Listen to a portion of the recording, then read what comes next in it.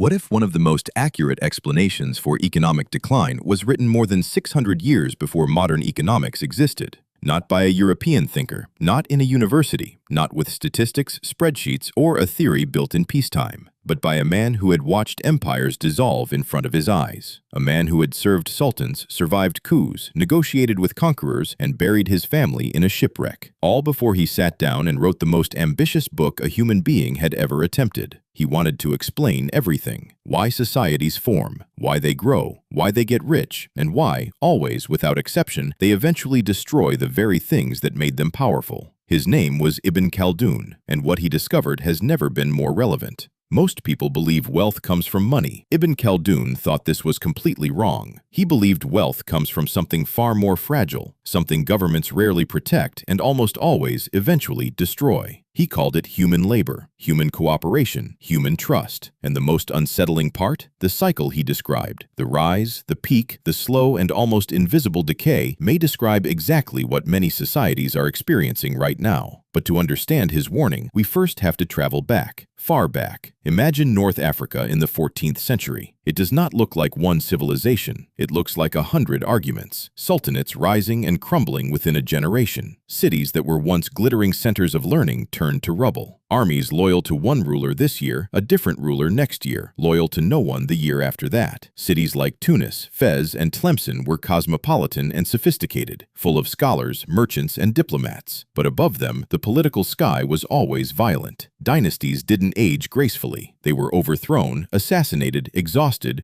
and then, beneath all of it, like a slow tide no one was watching, the Black Death. The plague did not discriminate. It swept through merchant caravans and royal courts alike. It emptied entire neighborhoods. It collapsed trade. It severed the trust between people that makes commerce possible. By the time it passed through North Africa and the Arab world, somewhere between a third and half of the population was gone. Ibn Khaldun was born in Tunis in 1332, right into the middle of all of this. He was not a monk observing from the outside. He was a political insider. He served as a royal secretary. He was sent on diplomatic missions. He negotiated with kings. He was appointed as a judge. He was imprisoned. He was promoted. He was exiled. He came back. At one point in his life, he sat across a table from Tamerlane, the most terrifying conqueror of the age, and negotiated the safety of Damascus. This man had conversations with empire builders and watched them burn cities to the ground. And through all of it, he was watching, asking a question that no one else seemed to be asking. Not how do I gain power, but why does power always end? Not how do dynasties rise, but what is the invisible mechanism that causes every single civilization, no matter how brilliant, no matter how rich, to eventually collapse? He decided to write it all down. The result was the Muqaddimah, the introduction to history. But calling it an introduction is like calling the ocean a puddle. It was, in effect, the world's first attempt at a science of civilization. 7 centuries before sociology, 5 centuries before modern economics, Ibn Khaldun was trying to discover the laws that govern the rise and fall of human societies. And what he found was not what anyone expected. Here is the question that will shape everything else in this story. Where does wealth actually come from? Not where does money come from? Where does wealth come from? Think about a tree in a forest, just sitting there, untouched. What is it worth? Very little to anyone. You cannot eat a tree. You cannot sleep in a tree. You cannot wear a tree. Now a carpenter finds that tree. He cuts it, shapes it, joins it, sands it, and turns it into a table. Suddenly that same tree, the same wood, the same material is worth something real, something someone will pay for, something that makes their life better. What changed? The carpenter did. His labor, his skill, his knowledge, these are what turned raw material into value. Ibn Khaldun saw this and stated it plainly, at a time when most thinkers were obsessed with the divine rights of rulers and the mysteries of gold. Labor is the source of all wealth, not gold mines, not trade winds, not fertile land. All of those things matter, yes, but none of them create anything on their own.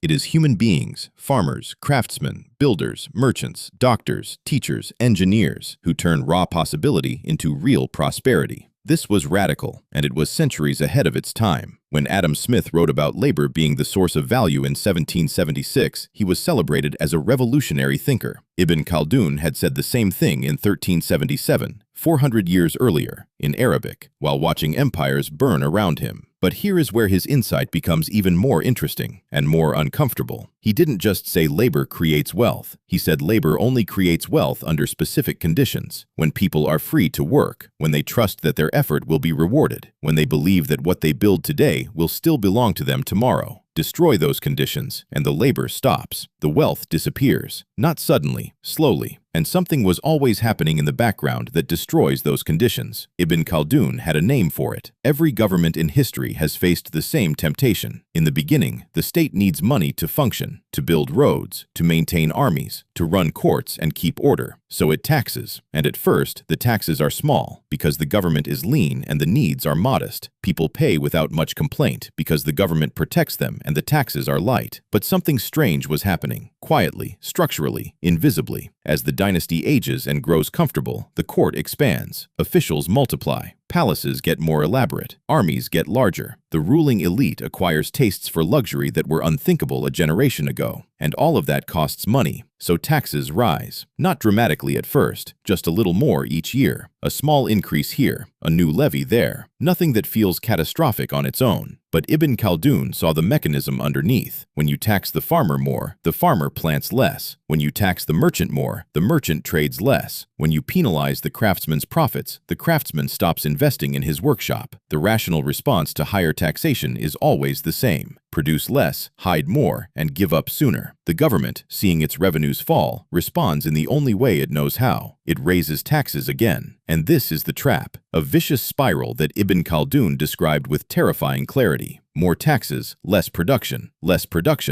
revenue, higher taxes, until the very activity that was being taxed has shrunk so dramatically that even high tax rates cannot save the state from fiscal collapse. Centuries later, an American economist named Arthur Laffer would sketch this exact idea on a restaurant napkin. His point, there's a peak tax rate beyond which raising taxes actually reduces total revenue because people stop producing. The curve he drew became famous. Ibn Khaldun described the same curve 600 years earlier, not on a napkin, but in a manuscript that tried to explain why the greatest empires in history had already made this mistake and paid for it with their existence. But the taxation trap was only part of the story. The real danger was hidden elsewhere. Here is where Ibn Khaldun's warning becomes almost eerie in its modern relevance. He noticed that as dynasties mature, the government doesn't just take more money, it starts to do more things. It enters industries, it creates state monopolies, it awards contracts to political allies, it regulates out competitors who threaten court-connected businesses. At first, this seems harmless, even beneficial. The state is investing, the state is creating jobs, the state is modernizing. But Ibn Khaldun watched what actually happened. When the state enters a market, private merchants cannot compete with it. The state doesn't need to make a profit. It doesn't go bankrupt. It just expands, absorbs, and crowds out. And when private merchants are squeezed out, something invisible is lost. The creativity, the risk-taking, the constant pressure to improve and innovate that only exists when someone's own money is on the line. The craftsman who builds furniture to sell in a competitive market is always thinking about what buyers want, how to make it better, how to make it faster, how to make it last longer.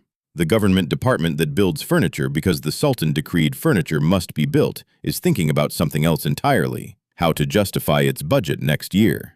This is not a moral accusation. It's a structural reality that Ibn Khaldun observed and documented across multiple dynasties. The incentive shapes the behavior. And when the incentive to produce is replaced by the incentive to appear to produce, the quality of what gets made quietly deteriorates. He also noticed something darker. As government grows and political connections become the path to wealth, talented people stop becoming farmers and merchants and craftsmen. They become courtiers. They learn to navigate bureaucracy rather than markets. They learn to please powerful patrons rather than demanding customers. Slowly, imperceptibly, the culture of a civilization shifts, from one that rewards creating things to one that rewards controlling things. And once that shift happens, Ibn Khaldun saw only one direction it goes. We have been talking about taxes and bureaucracy, but Ibn Khaldun believed these were symptoms, not causes. The root cause was something he called Asabiyyah. It sounds technical. It isn't. Think of it as the feeling you get when you are part of something bigger than yourself, when you would sacrifice for your community, when the success of the group feels like your own success, when trust is deep and shared purpose is real. Asabiyyah is the invisible glue that holds a civilization together, and without it, nothing else works.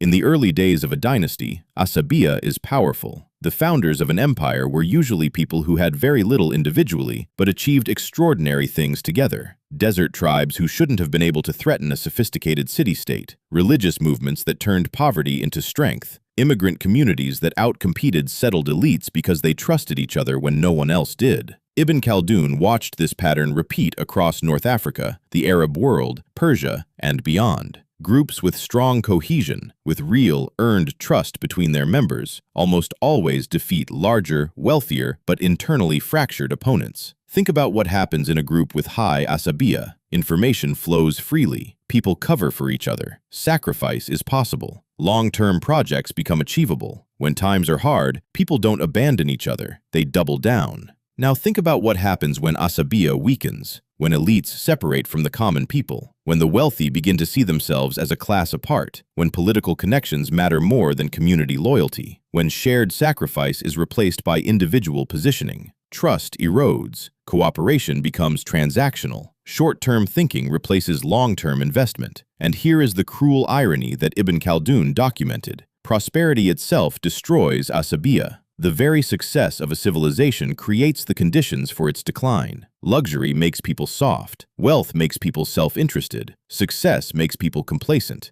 and the social cohesion that created the prosperity quietly dissolves in the comfort that prosperity created. He described it as a cycle, inevitable in its structure, even if the timing is unpredictable in any specific case. Stage 1. Hardship forges unity. People work together because they must. Stage 2. Unity creates growth. Cooperation produces prosperity. Stage 3. Prosperity produces comfort. Comfort produces self-interest. Stage 4. Self-interest produces fragmentation. Government steps in to replace the social glue that trust once provided, with force, bureaucracy, and more taxation. And that is where the economic symptoms appear. The rising taxes, the declining production, the expanding government, the retreat of private enterprise. These are not the cause of decline. They are what decline looks like from the outside. The real collapse is happening inside the hearts of the people, in the weakening of the bonds between them. What happened next in the civilizations Ibn Khaldun studied often shocked even the most experienced observers.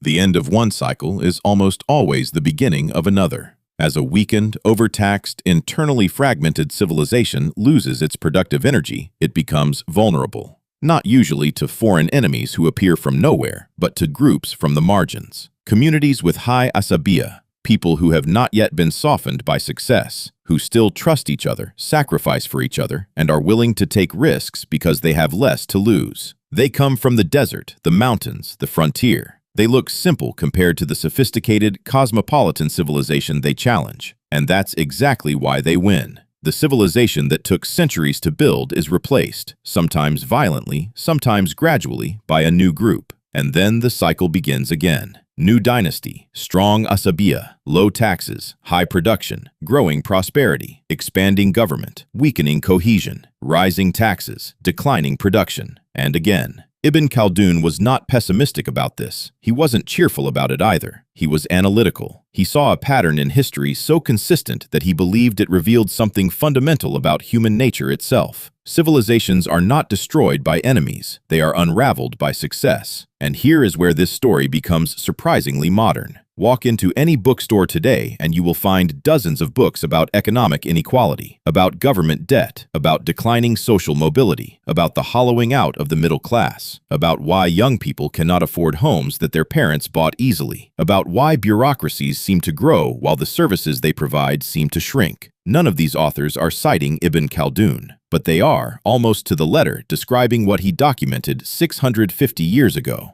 Look at what is measurable. In many developed economies, government spending as a share of the economy has expanded dramatically over the past century. Regulatory frameworks have grown to the point where starting a small business requires navigating thickets of rules that favor large, established players. Productivity growth, the real engine of prosperity, has slowed. The share of national income going to labor, as opposed to capital, has shifted. Housing in major cities has become so expensive that the next generation cannot enter the market in the cities their parents helped build. Meanwhile, the political class has become increasingly disconnected from the people it governs. Trust in institutions, governments, courts, media, banks has collapsed across much of the democratic world. The shared sense of purpose that once made sacrifice possible, that once made taxation feel like a contribution rather than an extraction, has frayed badly. None of this is inevitable. Ibn Khaldun did not believe in fate. He believed in patterns, and patterns can be understood and sometimes interrupted. But the interruption requires recognizing what is actually happening. Not just fixing the numbers, but rebuilding the trust. Not just reducing taxes, but restoring the sense that what you build will be yours. Not just cutting regulations, but ensuring that the rules genuinely protect the small creator rather than entrenching the powerful incumbent. What's happening today in many economies is not a new problem. It is the oldest problem, and the technology has changed. Human nature has not. The questions Ibn Khaldun was asking are identical to the questions serious economists and policymakers wrestle with today. What motivates people to work and create? What encourages investment in the future rather than extraction from the present? At what point does taxation shift from supporting civilization to suffocating it? And what happens when the people who should be building the future decide, rationally, that it isn't worth the effort? These are not partisan questions. They are structural ones, and they do not belong to any political tradition. They belong to human nature, which is what Ibn Khaldun was studying all along. It is worth pausing to be precise because Ibn Khaldun is sometimes claimed by different political traditions as their ancestor. He was not against government. He believed government was essential, the protector of property, the enforcer of contracts, the builder of the infrastructure within which commerce becomes possible. Without justice, he wrote, civilization cannot exist. He was not against taxation. He believed taxation was legitimate and necessary. What he was against was excess, the point at which the state's demands begin to exceed the productive capacity of its people, the point at which the privileges of elites become so entrenched that ordinary people lose the incentive to create, the point at which trust between citizens and their government breaks down beyond repair. We have nothing to eat. How can we pay taxes? The craftsman who cannot sell his goods without bribing an official stops producing. The merchant whose contracts are not enforced stops trading. The farmer whose harvest is taken without fair compensation stops planting. The entrepreneur who watches politically connected competitors steal her market stops innovating. These are not political reactions, they are human reactions, and they look the same in 14th century North Africa as they do in the 21st century, anywhere in the world. Ibn Khaldun died in Cairo in 1406. He had outlived multiple sultans, witnessed the end of more than one dynasty. He had seen more of human civilization's capacity for both greatness and self-destruction than almost any person alive. And at the end of all of it, his conclusion was not cynical. It was, in a way, hopeful, if we are honest enough to hear it. Civilizations do not collapse because they run out of resources. They do not collapse because they are outcompeted by more advanced technologies. They do not collapse because their enemies are stronger. They collapse when they weaken the forces that create prosperity in the first place. Labor, trust, justice, shared purpose. The belief that effort will be rewarded. The confidence that what you build today will still be yours tomorrow. When these things are strong, even a poor society can grow rich. When these things are weak, even a rich society will grow poor. Money is not the foundation of prosperity. Production is. Institutions do not create wealth. People do.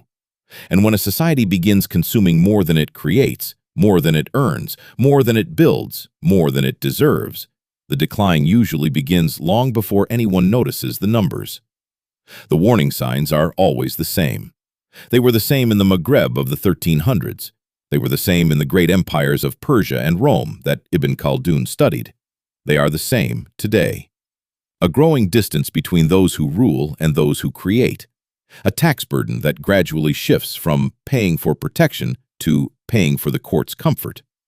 A regulatory environment that protects the established from the hungry newcomer. A culture that rewards navigating systems over building things. A slow erosion of the trust that makes cooperation possible. And finally, almost silently, the people who would have built things simply stop. They don't protest, they don't revolt. They just do less. They invest less. They risk less. They dream smaller. And the civilization that once felt invincible discovers, almost too late, that it has been hollowing itself from the inside. 6 centuries ago, Ibn Khaldun warned that civilizations are rarely destroyed by their enemies. More often, they slowly abandon the very habits that made them prosperous, and only realize it when the wealth is already gone. The question he leaves us with is not an economic one. It is a moral one. Are we creating or consuming? Are we building trust or spending it? Are we protecting the conditions that make prosperity possible or dismantling them piece by piece in pursuit of short-term comfort? He does not give us the answer. He just reminds us that every civilization before us faced exactly this choice, and every one of them thought they were different.